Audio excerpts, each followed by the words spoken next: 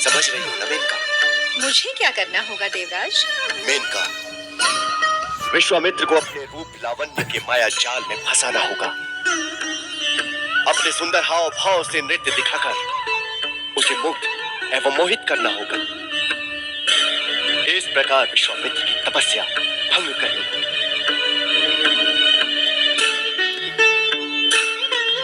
आप निश्चिंत रहे देवराज।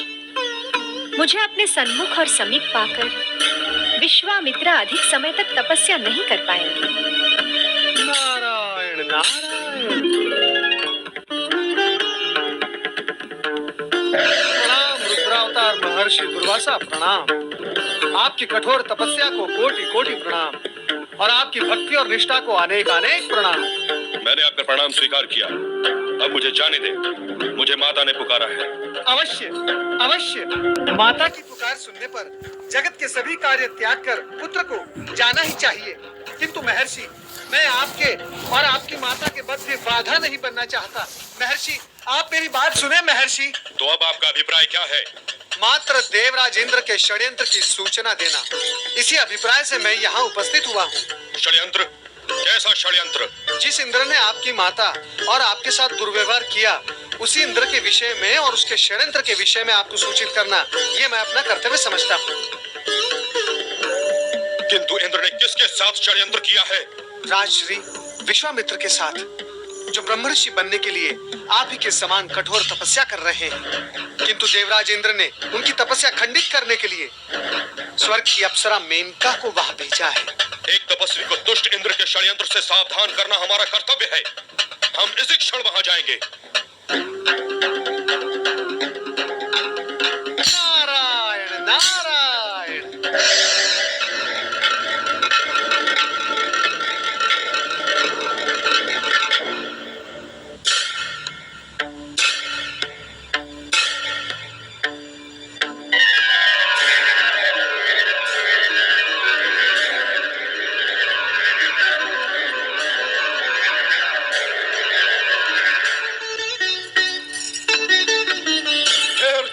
सुंदरी, ठहर जा।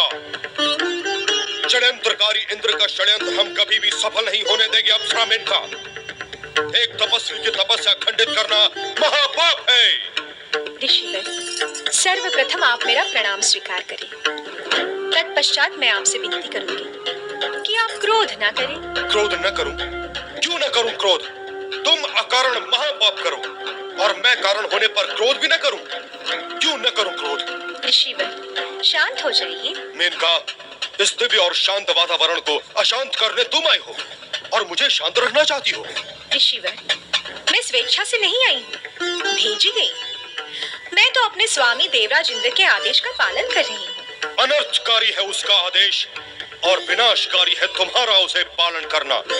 मेनका, अब हम तुम्हें आदेश देते हैं कि तुम इसी क्षण स्वर्ग लौट जाओ, अन्यथा हमारे क्रोध से उत्पन्न श्राप और श्राप से उत्पन्न कष्ट तुम्हें भोगना पड़ेगा। ऋषिवर, आपके शाप से भयभीत होकर मैं अपने स्वामी देवराज इंद्र के आदेश की अवहेलना नहीं कर सकती। मैं अपना कर्तव्य पूर्ण किए बिना यहाँ से नहीं जाऊंगी। मेनका, तुम्हें अपनी दुर्दशा की चिंता नहीं, इंद्र के आदेश की चिंता अधिक है। स्वाभाविक है ऋषिवर, वे हमारे स्वामी जो है। तो क्या स्वामी का आदेश मानकर तू तपस्वियों की तपस्या को भंग करेगी?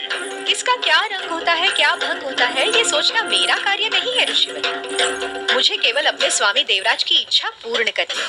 मेनका, अपने स्वामी इंद्र की ही भांति तू भी बाहर से नख से लेकर शिख तक सुंदर और आकर्षक तो है, किंतु भीतर से तुम दोनों ही पाप के भंडार हो। तू एक स्त्री है मेनका, इसलिए हम तुझे भस्म तो नहीं करेंगे, किंतु हम तुझे श्राप देते हैं कि जिस विश्वामित्र को तू भ्रष्ट करने का प्रयत्न कर रही है, उसी के कारण तू स्वर्ग से भ्रष्ट होकर एक मानवी का जीवन व्यतीत करेगी। तू तेरी संतान भी हमारे श्राप की छाया से मुक्त नहीं हो पाएगी। मेनका, इंद्र के षड्यंत्र में सम्मिलित होने का परिणाम तुझे बार बार भुगतना पड़ेगा, बार बार भुगतना पड़ेगा।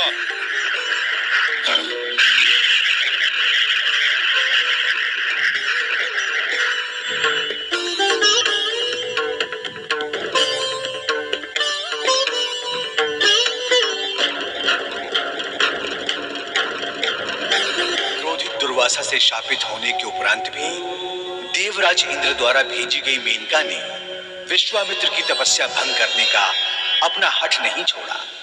कारण कि मेनका के लिए देवराज की आज्ञा की अवहेलना करना संभव ही नहीं था। मेनका के लिए दुर्वासा के शाप की पीड़ा से अधिक इंद्र की आज्ञा और अपने कर्तव्य का महत्व अधिक था। अतः वो विश्वामित्र की तपस्या भंग करने के अपने लक्ष्य की ओर अग्रसर हो गई।